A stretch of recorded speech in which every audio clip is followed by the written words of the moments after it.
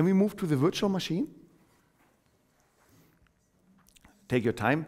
Now I would like just to go back in your mind on the slides that we had, right? I showed you how we code, encode, decode, recode, and we tried to do this with KODO and showing you some of the examples.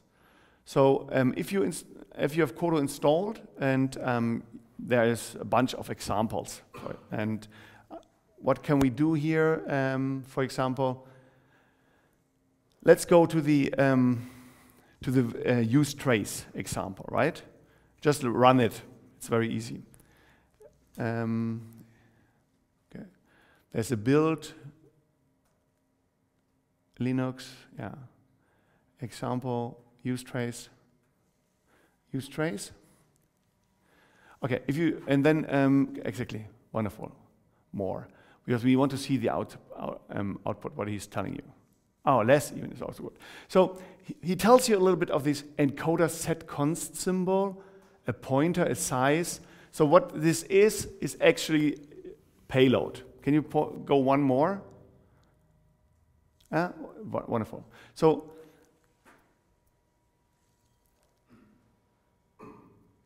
after, right? No, go up again. Can you go up again? Where the coding starts? Yeah, but before, okay, let's go down here. Let's go down where the matrix is. I think this you can relate to. What KODO is telling you here, we got one packet, okay? And it tells us, P means packet, yeah?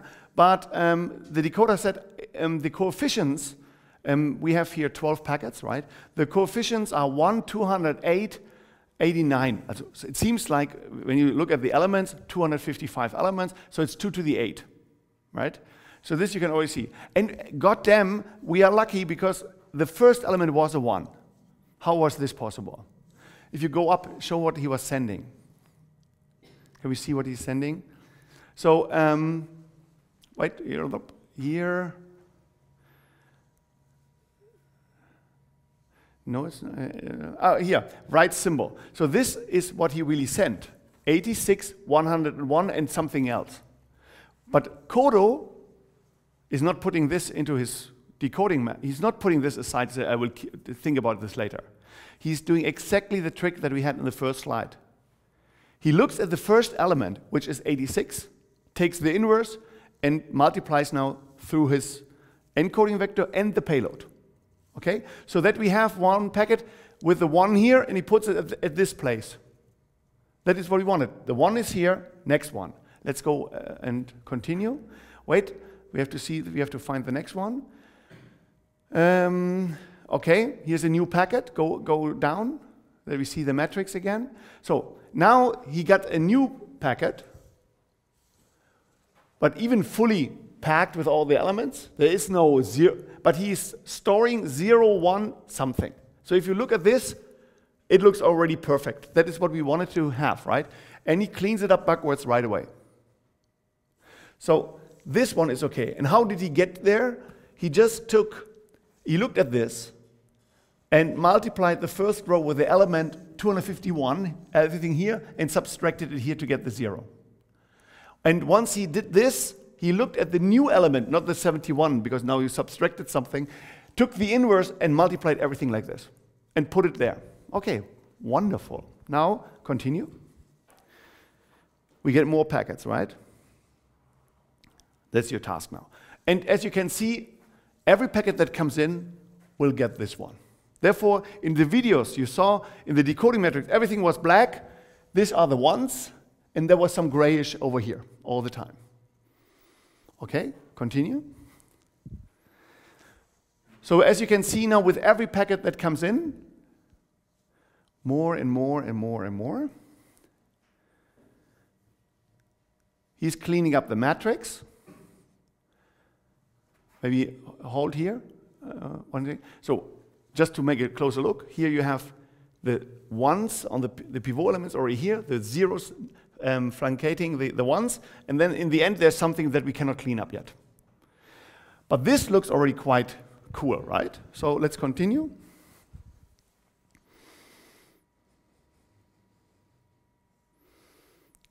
Not yet done, right? One more. Okay. Yeah, he's done, right? I think you have to go one more, then he will tell you. He is now decoding. No, one more, right? He must decode it. And now everything is, you would do it in this matrix, you see it's not a P anymore. Now it's uncoded. This is the packet. He gives you the element. KODO will tell, oh, it's the one. Okay, let's take the KODO example, the source code. Go to the example, but in C++, encoder, decoder, for example. If I ask you now, huh? Yeah, source code.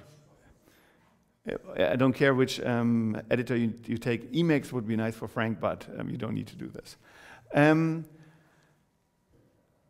Yeah, one form. So what you saw now was an encoder-decoder. We created packets, sent them over to the decoder, and decoded it. So there's no error in whatever. Very simple encoder-decoder. And which mode did we use? Was this on the fly? Was this sparse? Or what was this?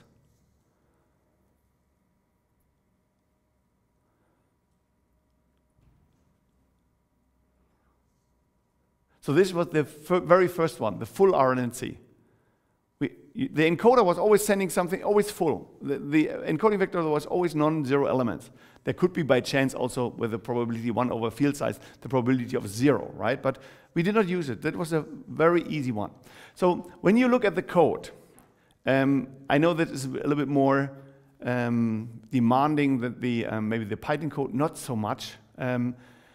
Go to the where you build the encoder and the decoder, the factory. Wait, I see it already.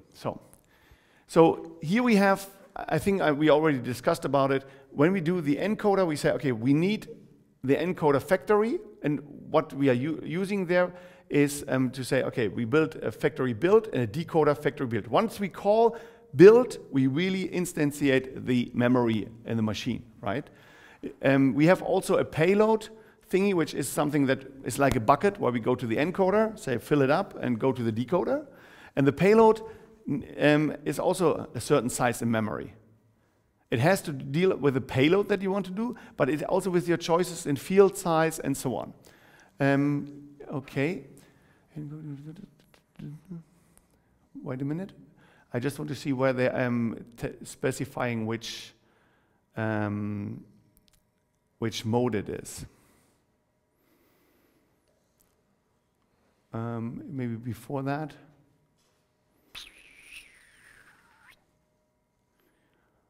Wait a minute. It was here, KODO RLNC. No, but it's not full RLNC anymore, right? Is this new one? Okay, maybe we see it later. In the Python stuff that we showed you, there was still this full RLNC binary, full RLNC binary and binary 8. This was the differentiation, because we would need also to specify here the code. If you go to the C code of the trace example, that we see what he did there. Use trace, yeah.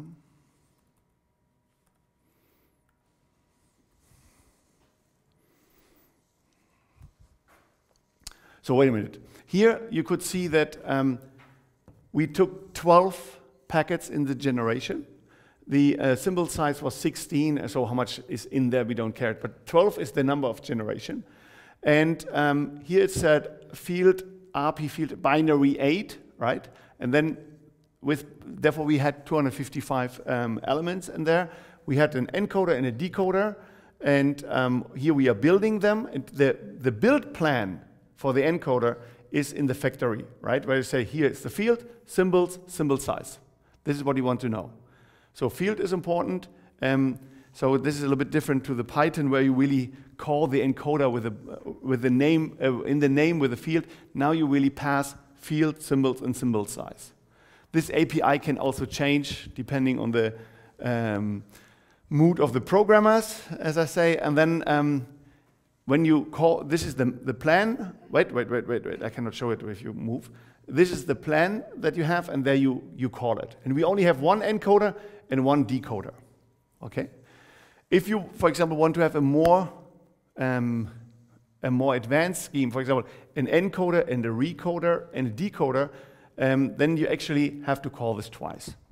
Or do they use the encoder-recoder plan just to find out if they now have the recoder or use the second decoder? Still use decoder for recoder. Okay, good. Where do you see that? It's not here, right? In the Python version, yes, but here? If you take the, if you go for the other example, encode, recode, decode.